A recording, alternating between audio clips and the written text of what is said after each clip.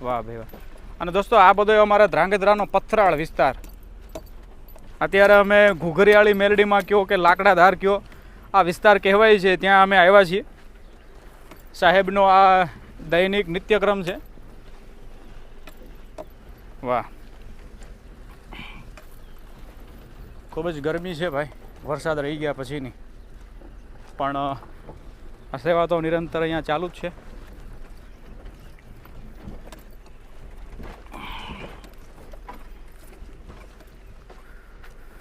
વાહ ભાઈ વાહ. અહીંયા તમે જુઓ સાહેબ, બોલો બોલો આઝાદભાઈ. અહીંયા રસ્તા ઉપર એવા જાજા છે કીડીઓના ઘર. હા જો આઝાદભાઈ છે ને એના રહેણાંક. હા